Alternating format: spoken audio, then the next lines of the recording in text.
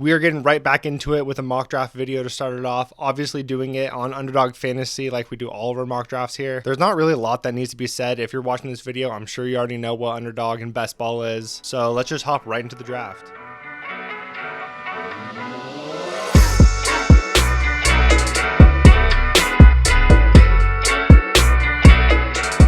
All right, we are doing a 12-team mock draft in this video. As you can see, I just got the second pick, which I do like. I prefer right now, at least, being in the beginning of the draft, because I think after the first about 5 picks, it really just becomes confusing. So getting one of these elite guys at the very top is something I'm a huge fan of doing right now. It's definitely going to be between Justin Jefferson, Jamar Chase, and Christian McCaffrey for me. I'm fine with any of these guys. And since Underdog is a 3 wide receiver league, I tend to normally lean towards the wide receivers. So we'll see what happens with the 101 here, and then we can make our move off of that. All right, Justin Jefferson makes a ton of sense. I think you can really go either way with Jamar Chase or Christian McCaffrey, but I've really been liking the value of some of the later running backs, like in the 3rd and 4th round. So we're going to start it off with Jamar Chase, who I feel super comfortable with. I've definitely heard people have arguments for him at the 101, and I can totally get behind that.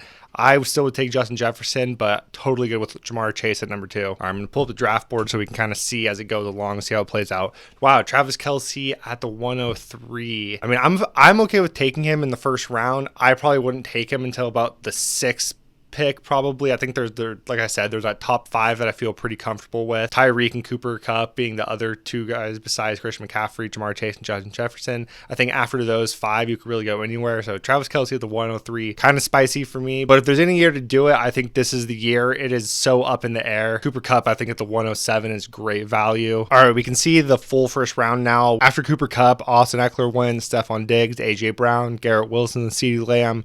Pretty normal, I would say, with these being the top 3 running backs. Still a bit of ways from my pick, but we're definitely starting to queue some people up. I do not really know what to do right now with Jonathan Taylor, with his trade request, having a new offense, which could be probably good for him, especially since it's the Eagles offense from last year, but also with a running quarterback who's a rookie. Like, there's just a lot of variables there that have made me definitely move down a little bit on him, but still just too good of a talent to pass up at a certain point. We'll see what happens with these next couple of picks as it starts to get close to mine. Man, I think Josh Jacobs is a great value down here, because if he plays on the Raiders this year, and I think that he's going to, I don't really think that there's a realistic possibility of him holding out.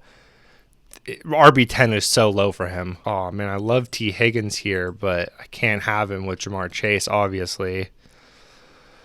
Do I want to take, oh man, Jonathan Taylor, do I want to take him here?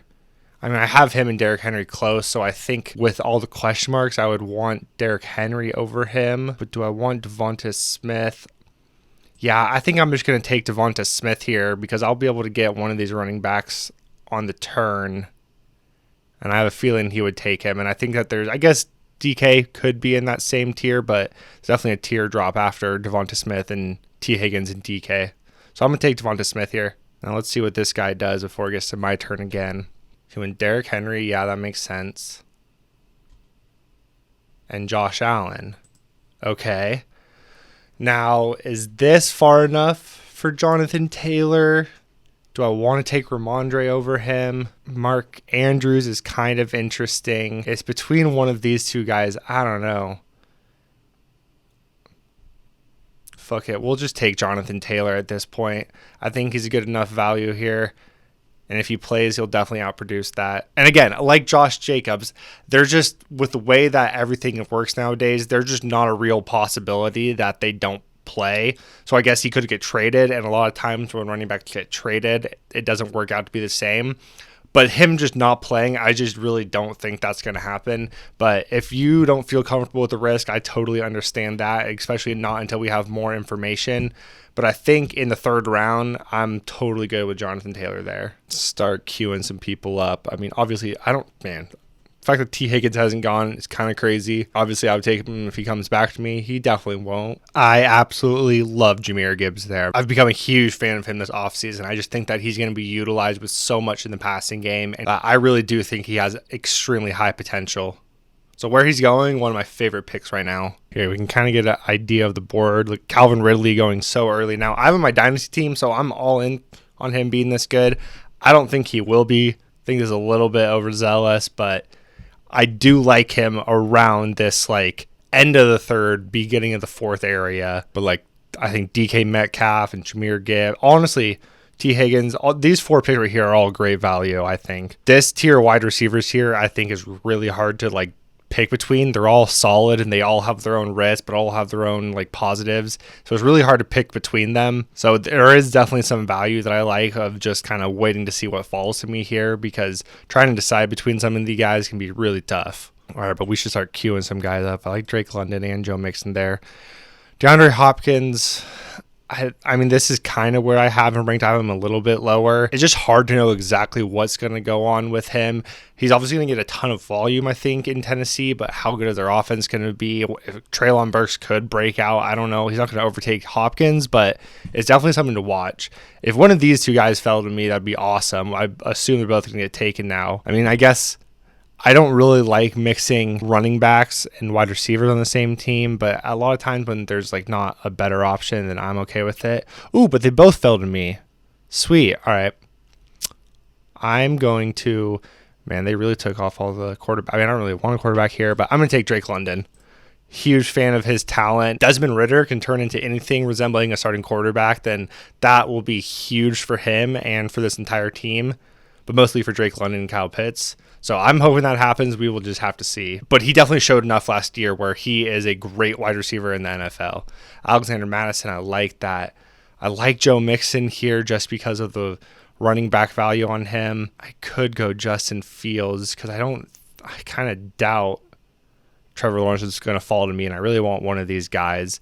And I think Justin Fields, I'm just going to go with Justin Fields. He has such high upside, and especially in a best ball type league with 4 points per passing touchdown, great person to have on my team. So I'll have him get in my starting quarterback and really hope he breaks out this year like so many people think he's going to. See, like this whole group of running backs down here, I love having, especially when you can get wide receivers like this. But if you can get like, I mean, I don't think Aaron Jones or Kenneth Walker will be there, but like a J.K. Dobbins or Miles Sanders or Cam Akers as your RB2 when you have the rest of the team looking like this. I'm a huge fan of that team composition. And I mean, you know, it's just kind of how it falls to you. You don't want to, like I've said this in so many different times, but if you go into a draft, you don't want to have like, oh, this is exactly what I'm going to do and follow this and it's going to work out great, because so many random weird things you'd never expect happen to you in drafts and happen to the people that you want. So you really just got to be able to kind of adjust with the draft and find value where it goes. Reach on your guys if you don't think you're going to get him is all very dependent on the people you're in your league with. A lot of the people are really just doing home leagues, and those are even crazier. But even an underdog, you see a lot of weird picks and people you wanted to follow to you who never will, or people that you really don't think are going to come back to you and then they do. A lot of things you would not think that are going to happen tend to happen. So just make sure you're able to adapt to whatever the draft throws at you, and that will help a lot. You'll definitely start to see that, oh, see, I knew that Trevor Lawrence was going to come back to me, so I'm really glad I took Justin Fields. But like I was saying, you'll start to see a lot of people that you tend to keep drafting, and that's because you like the value at where they're going in drafts, so you end up taking them a bunch. Damn, huge run on the running backs right here. All those guys that I like just got taken, so that's a bummer, but just going to be more value for us. All right, we are up next. Oh, let's go. J.K. Dobbins fell to us. That is huge. I did not think that he was going to fall all the way. I'm super hyped on that as our running back too, while we have Jamar Chase, Devonta Smith, Drake London, Justin Fields, Jonathan Taylor. I'm loving the start to this team right now. Let's see what else happens. I like Kyle Pitts here. A little tough having Drake London and Kyle Pitts and what I assume to be a low passing volume offense is going to be. So I'll probably avoid that, but I do like him here at this value. Similar thing I'm going to have with Dallas Goedert and Devonta Smith. You know, if it was a crazy value, then I would be more inclined, but basically taking them at their ADP, not the biggest fan of. All right, so I'm really deciding. Honestly, I'm going to take Tyler Lockett. He is extremely undervalued every single year, has finished in the top 24 wide receivers like 6 or 7 years in a row. Obviously, Jackson Smith and Jigba is there this year, but I still think that he's going to be super good. I tend to like him every single year, and it's pretty much worked out every single time because, like I said, he's always super undervalued. So it might just be a biased opinion that I have, but I am definitely a huge fan of it rather than taking, I mean, there's definitely some upside with a guy like Jordan Addison, but it's so unknown. James Conner was another person that I was liking as my running back too, but getting J.K. Dobbins feels great in the end of the 6th round. Okay, you can see here, though, in the 8th round, the wide receiver depth has just completely fallen off. Like, we're in the 40s of wide receivers, while we're still in the 20s for running backs, which obviously I know there's a huge difference in that. But Javonte Williams, Alvin Kamara, James Cook, I think are just such better picks at this point than the people like Kadarius Toney and Zay Flowers and Rashad Bateman. So that's why I've been kind of liking the wide receivers earlier this year and the running backs later, especially because there's just so few workhorse running backs this year. I'm pretty sure McCaffrey will be, but there are a lot of running backs in that system, and they like to use a lot of different ones. Obviously, McCaffrey's going to get the most, but I don't know. He's not going to be getting like the 80-85% of snaps like he used to in Carolina. I mean, Derrick Henry, I guess, probably will be. I think Bijan Robinson will be, just where he's drafted. Austin Eckler, sort of. Josh Jacobs, if he plays and re-signs. Jonathan Taylor. Like, there's a handful of guys that are kind of workhorses, but not to the same level that we're used to. And I like the guys who I think are a part of good offenses later, like J.K. Dobbins, and you can get wide receivers like this. Same thing like James Cook, who I'm about to draft here, because he's on one of the best offenses in the NFL, on the Buffalo Bills. There's not a clear back ahead of him. He's probably the running back one there, but it's kind of 1A, 1B with Damian Harris. But he has that potential to take over that backfield. And although we haven't seen a ton of value from the Bills backfield over the past couple years, we haven't had a really dominant running back there since like LaShawn McCoy. All right, at this point, let's see. I mean, these tight ends are all very similar. The wide receivers don't really interest me. Honestly, Tua is kind of standing out to me just to have another quarterback that I feel comfortable with. And nobody else really... I'm going to take Tua. It's just kind of what my gut is telling me. It's always good to have multiple good quarterbacks, because if one of these guys goes down, then I'm completely screwed if I have only like some lower backup like Jared Goff or Russell Wilson. So having another guy that I feel pretty comfortable about at a good value, I'm pretty happy on. Don't really have to worry about quarterback anymore. If somebody comes to me way later, then I will. But for right now, don't really need to think about that. Shit, I was talking about something right before that. I do not remember. Oh, James Cook and the running backs. I don't know. Basically, I was just saying that I like James Cook because he's in a kind of a murky situation, and a lot of times those situations can create running backs who are really good because they are at such a value. Because if he takes over, like I was saying, if he takes over this backfield, he can be really good for fantasy because it's so good, although we haven't really seen a lot of production, as what I was just saying. But, you know, like at the very end of the 8th and 9th round, that is a really good person, in my opinion, to take somebody that has the potential and you're not spending a ton of value on, and you got all these other guys who I feel is extremely confident about. So these are the kind of picks that I really like. Really good value, and definitely have a pathway to creating a lot of fantasy gold for me. So that's what I'm looking for with these running backs I'm taking kind of later. Oh, and good thing I took Tua. Like, look at this run on quarterbacks that has gone on. Like, I wasn't going to get anybody good as my backup. So, oh, yeah, see, what a huge difference already. Okay, so I'm really glad I took Tua there, actually. Kadarius Toney, who I was thinking about, who just got surgery, is still on the board. So, like, I feel extremely happy with that. David Njoku, I was kind of considering. One of these tight ends would be nice.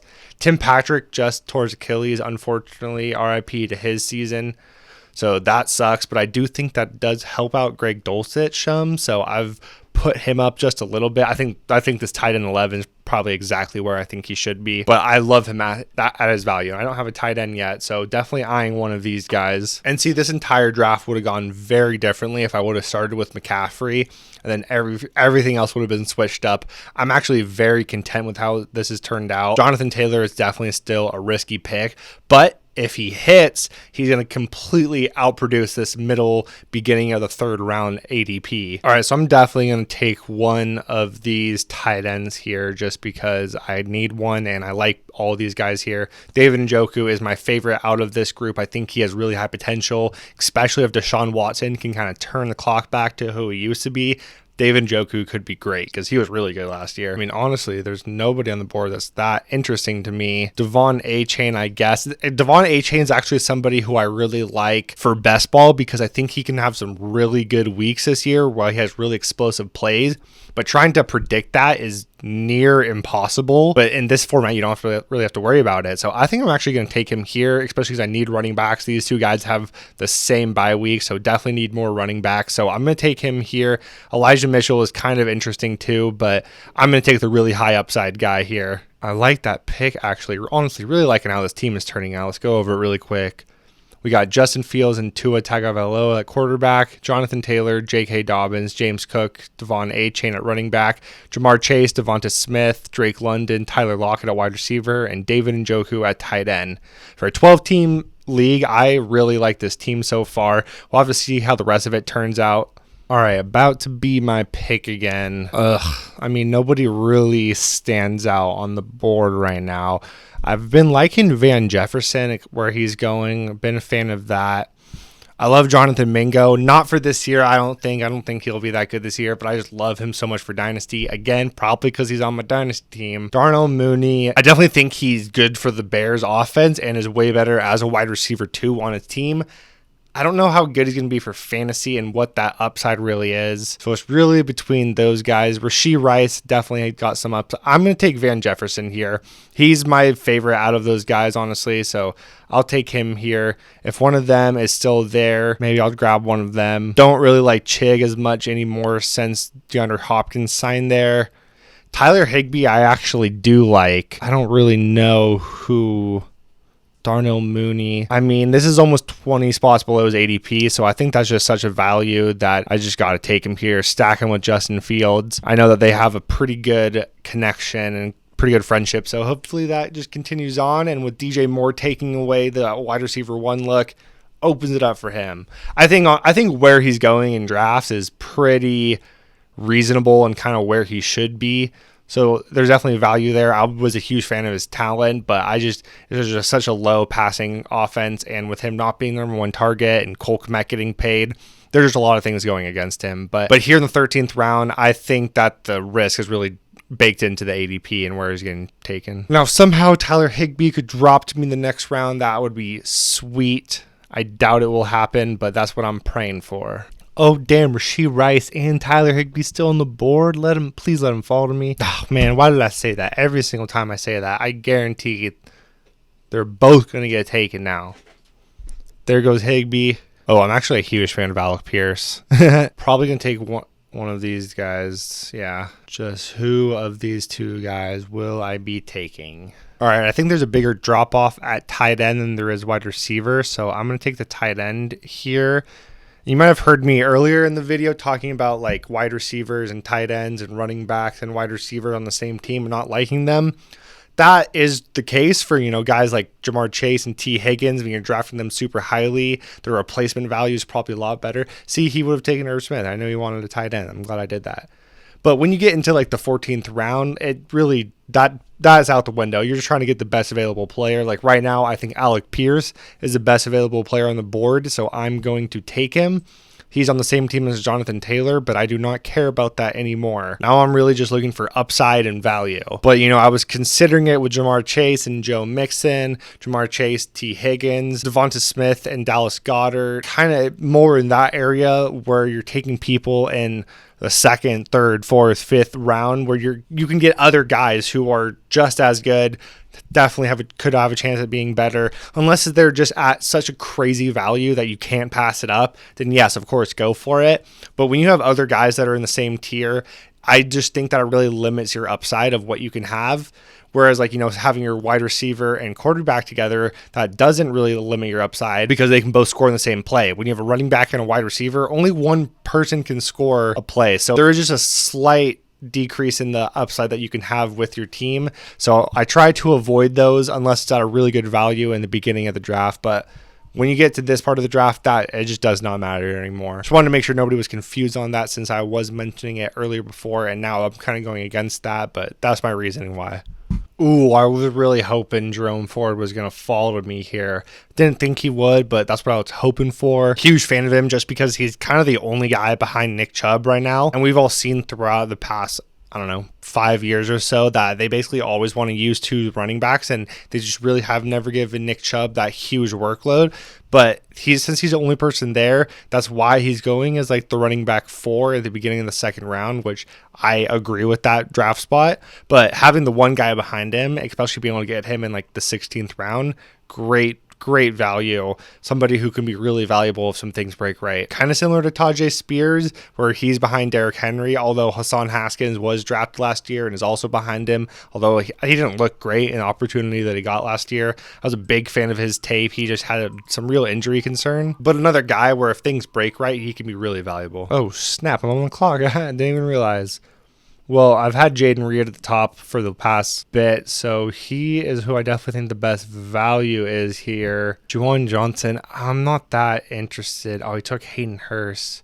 I'm going to take Jaden Reed here. Just get some of that rookie upside there. Doesn't really matter at this point. I just need guys who can break out. You know, there's always that unknown upside with the rookies. All right, I'm going to take Juwan Johnson here. There are a ton of tight ends on the Saints now, which is definitely unfortunate because I like Juwan Johnson as a talent. It's going to be tough, but at this point, again, any guys who's going to be catching the ball and possibly scoring touchdowns like he did last year as my 3rd tight end in the 17th round, I'm cool with it. I do like Trey McBride, though, as he could be the main tight end in Arizona, which can always be nice because you're really just looking for volume. I like Jalen Hyatt. I like Sam Howell, Gus Edwards. All those guys are interesting to me. I don't know if any of them will make it to me. Oh, I mean, okay, I meant to put Jake Ferguson, but I like Desmond Ridder, too. I don't really know. Well, I guess it's not for a while. We'll just have to wait and see who my last pick is going to be. All right, well, it's about to be my turn. I don't really know who I want here. My turn next. Man, I don't know. I like Deneric Prince. I like Sam Howell. I don't really know. None of these guys stick out to me. Trey Sermon, okay. That's a great question. I don't know who I want between Sam Howell and Deneric Prince. I'm going to take Sam Howell. We are in on Sam Howell then. All right, well, let's go over my team. Here we go. This is it from the 2 spot. At quarterback, I got Justin Fields, Tua Tagovailoa, Sam Howell. At running back, I got Jonathan Taylor, J.K. Dobbins, James Cook, and Devon Achane. Wide receiver, I have Jamar Chase, Devonta Smith, Drake London, Tyler Lockett, Van Jefferson, Darnell Mooney, Alec Pierce, Jaden Reed. And at tight end, I have David Njoku, Irv Smith, and Juwan Johnson. I feel pretty good about this team, honestly. I really like how it turned out, starting with the wide receivers early and then getting Jonathan Taylor in the 3rd round. There definitely is, like I've talked about, there is some risk there. Could have gone with Ramondre Stevenson. I do worry that someone like Dalvin Cook or Ezekiel Elliott is going to sign there, so that's why I've kind of stayed away from him. That also would have been a good choice. Overall, though, I feel pretty solid about this team. Let me know what you guys think about it. If there's anything that you would have done differently throughout this draft, that's something I always like to hear because everyone is going to make different picks at different times. Going to have more mock drafts coming soon and also going to be putting out my rankings pretty soon, so make sure you stick tuned for that. If there's any other content you would like to see for fantasy football that is upcoming very soon, make sure you put it down in the comments below. And if you've made it this far, thank you so much for watching. Make sure you like this video and subscribe to the channel. I'll see you in the next one. Later.